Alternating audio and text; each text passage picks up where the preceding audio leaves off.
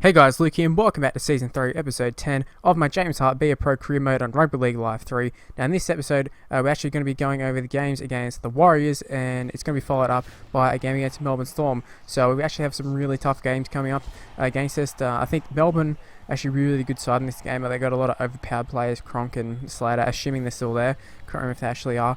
And obviously Warriors, pretty good side, but I think there'll be an interesting team selection sort of thing. I'm not exactly sure where some people are. Okay, so it is back to normal.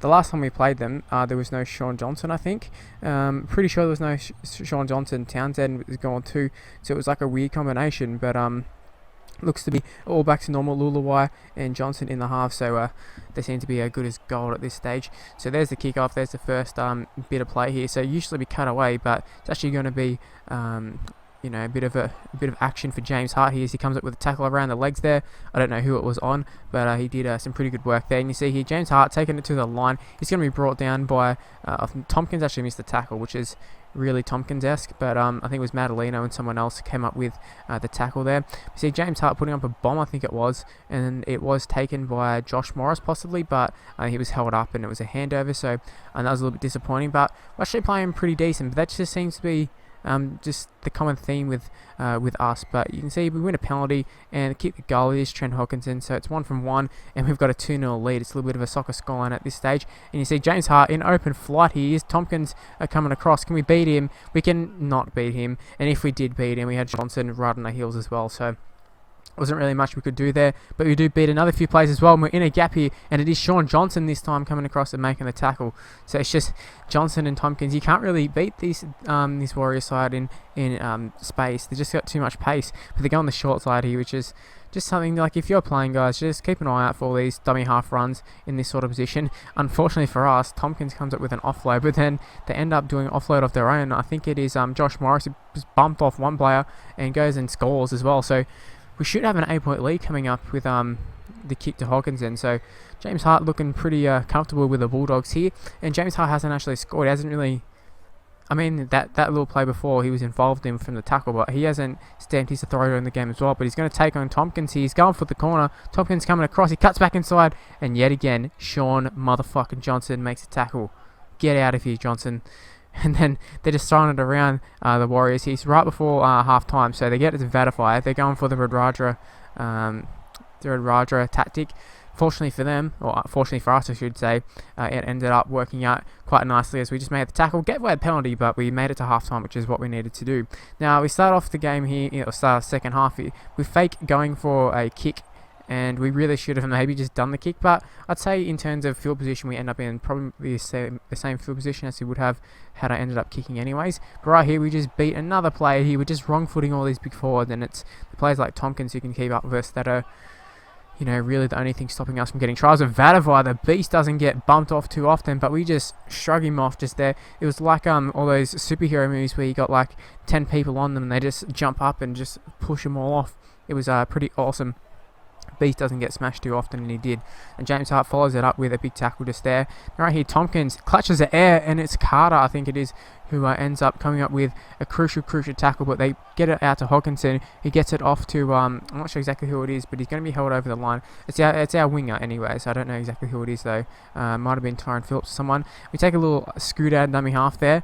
Probably not the best idea, but we nearly got there, which was quite good. Now right here, we are going to end up scoring. James Hart opens up the scoring, and looks like we are going to be destroying the Warriors if it keeps it up, I'd have to say. So 14-0 at this stage, and we're feeling very, very comfortable. James Hart finally ended up scoring, so I can't really see us losing it from here. But we do end up, well, I say we, I mean the computer just goes into complete idiot mode where they decide to throw it into people, and some people might be saying, you must have called for it. Watch it again. They don't throw it anywhere near near James Hart, so it's obviously not James Hart calling for it, and if it was, I would just admit it. I've done it in the past, for calling for it in bad position, so definitely was the computer. So they're back in the game. We've got an 8-point lead, but it's still they're running out of time, the Warriors, and when you have runs like this, just getting into more space, he had the arm out there for a palm, but nothing ended up happening. But yeah, when they keep throwing passes like that, and just there's not much time on the clock, I don't think they're going to be doing anything. But they could just simply draw and pass here. He doesn't draw and pass, he just bumps us off. So that's probably a bad decision by us. but thankfully we end up just picking up the ball. Now right here, bump off another player. I'm not sure if it's Johnson. I think it was Sean Johnson. We just bumped off, and just showing that this game just shows how much our strength has come along from the very start. We'll get absolutely manhandled when we first came into grade, and it's taken a little while, but we're finally getting there. Now right here, we come up with another big tackle there. I'm not sure who that one was, because I was sneezing at the time and you wouldn't have heard that. But another big win from us, or not another win, but we finally sort of get out of that slump that we're on. 14-6. It's not the biggest scoreline by any means, but I think it was a pretty impressive performance by the Dogs, and in particular James Hart. Now Gutherson was on the bench. I don't think he actually got on, because James Hart didn't get subbed or anything. So yeah, I'm not sure what to go with Gutherson. And see here, we actually progressed to an 83 rated, so we're actually a pretty good player now. 85 is what we're going for by the end of the season. Now I know we're a fair way through the season at the moment, but yeah, 85 would be a great overall. I think we can get to for the end of the season. Whether we can actually get it, I'm not really sure. And looks like that winger was actually Cam Brennan. We got Jacob Loco in the centres. Yeah, I don't think that will be happening in real life ever for any team. I think his career's done. Bit of an idiot, but on the game seems to be okay. The Storm actually got like a weird side. Will Chambers is on the bench. I don't really get that, but I don't know. The team seems to be pretty good by looks of things. Now right here from the kickoff, I think it's Slade Griffin. We just run straight around him, so there's no Cameron Smith this game, which is quite good for us. Now Sam Kaziani gets an offload away, and I think it was Griffin again. He just picks us up and just drops it. So wanted to show that clip. Just shows that not everything was going our way, but it is Billy Slater on the ball, who I believe, or maybe it's Kurt Man, I don't know exactly who it was, but ended up sort of getting a little bit caught between the posts, and it gave us a little bit more time, not heaps more time, but a little bit more time to get down and make a tackle. Unfortunately, we followed it up with a pretty poor tackle, or tackle attempt, I should say. Right here, they got us a bit out of position just due to the fact that we were up in the line a little bit, but they had a pretty poor kick and we took advantage of it. That was a brilliant little offload. I'm surprised it wasn't ruled forward or anything, because I swear even on this game it doesn't matter if it's forward or not, they just call it forward. So we end up with the ball on the 5th tackle, so we're not going to be doing the kick or really getting involved, but well, you'd think it'd be that way. So the tap back, Tim Laffey on the ball, Loco I should say, and we end up getting the ball. Now did call for that, but I will say, it's not one of those ones where I was trying to steal the try. I was actually trying to call for the ball, like for him to draw and pass into my player, but then he ended up just palming off the player anyways. So yeah, the try is not really, I don't know, I suppose it's not really a heaps legitimate try, but I suppose we'll just take it. But this one was a brilliant try. It was all James Hart, that one, so you can't take that one away from us. You can say the first one, not really, we didn't really deserve that try. Well, we 100% didn't deserve that try. That was all Jacob Loco, but this time it was all James Hart, so we kind of got one proper try for this game, although stats will say otherwise. Now right here, we're looking for another try, and I thought that was a pretty good call. Just a shame that they actually did slide across on us, which was super annoying. But I think it might be Kenner or something. I don't think that's his name.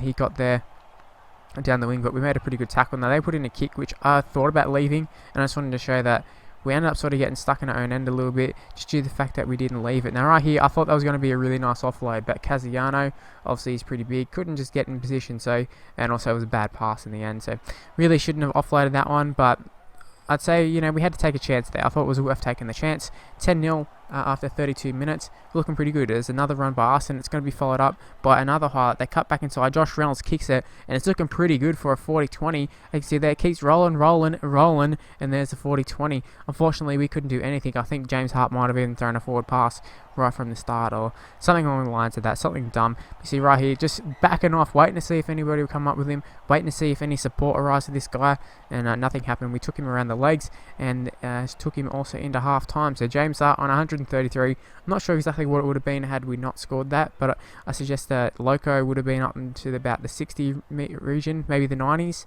and James Hart would also be in there.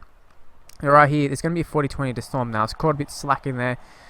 Truth be told, I probably was like looking at my phone or just wasn't really paying attention too much, and we were made to pay. Tohu Harris ends up scoring, so the Storm, they are back in the game, and they kick the goal. It's Mitchell Cornish, so no Cronk, and I'll actually be devastated to lose this game while they're missing all these guys. It's just super frustrating playing this side sometimes, but the Storm, they're still a good side.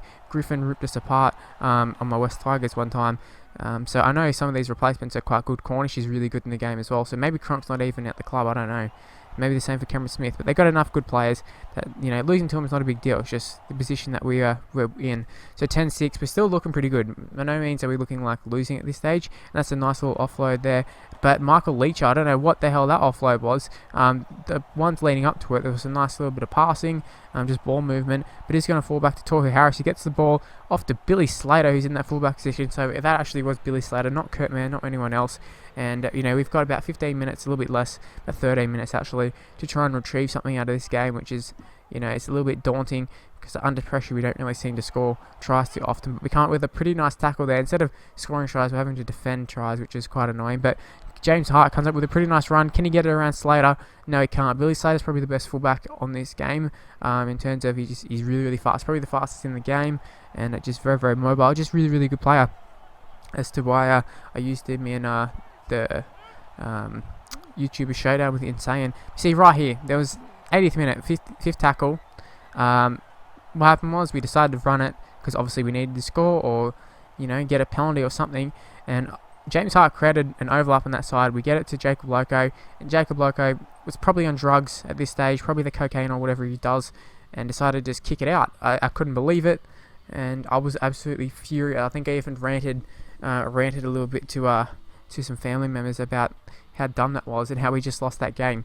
Anyways, that's where the video is going to end. Hopefully you did enjoy it. We had one win, which was nice, but we should have had two that game. But yeah, leave a like if you did enjoy it. Subscribe to my channel also if you did enjoy it and think you might enjoy everything else.